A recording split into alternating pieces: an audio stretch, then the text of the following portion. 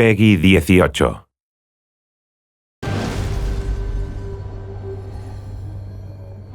When a player engages with a game like ours, one of the primary goals from a development and design standpoint is to let them play improvisationally. The way that we allow for so much player freedom, the play your way philosophy as we like to call it, is that your game will inevitably be a hybrid. All movements are linked. Everything has a purpose. It's all connected, you see. Because you allow the player to do whatever he wants, he needs to be able to sneak, he needs to be able to fight, he needs to be able to steal, to look through keyholes, climb, anything the player can imagine. We try to give the player enough flexible verbs, basically, and whenever possible we give them non-combat actions that just let them play at their own pace. It's not just about going left, right, over the top of the building, possessing a fish and swimming along in the river. All of those crazy things you can do, using combat or stealth or being very violent or not killing anyone. It's not just about that.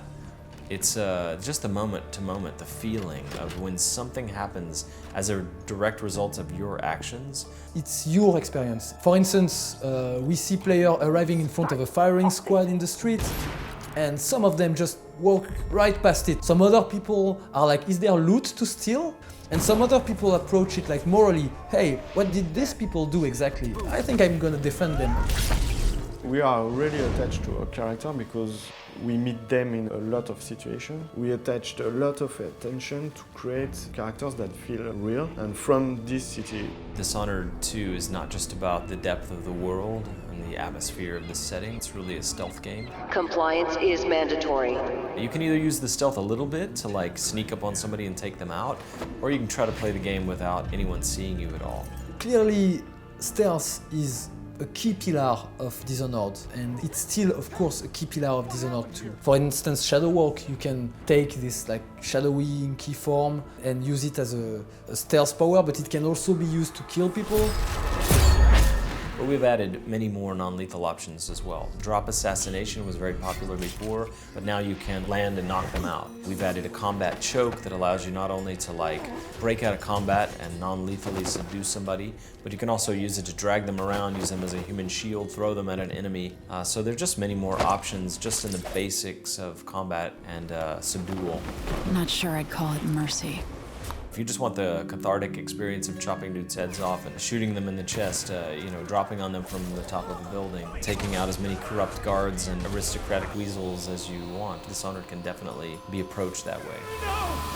For Dishonored 1, we had the Outsider mark you, giving you supernatural powers. It burns from the inside. When the Outsider offers you his mark, this time in Dishonored 2, you can say no.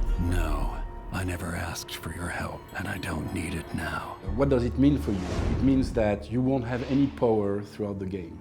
And for us, level designer, it means that you should be able to do everything that the other guys could do with the powers. Sometimes it's more difficult, but at the end of the day, you can finish the game without any power. What are you waiting for? What's going on here? It might sound pretty counterintuitive. As a designer, you build all those like fun, original, sometimes very complicated to actually implement systems. And then you include in your game an option to, lock them away? Why? No. Whatever you're offering, I can make my own way.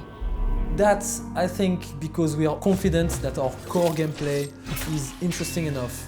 And we are confident that the player who makes that choice wants that kind of experience. He wants to be a human being among human beings and feel like he's the best. Like he wants to be Batman and not Superman.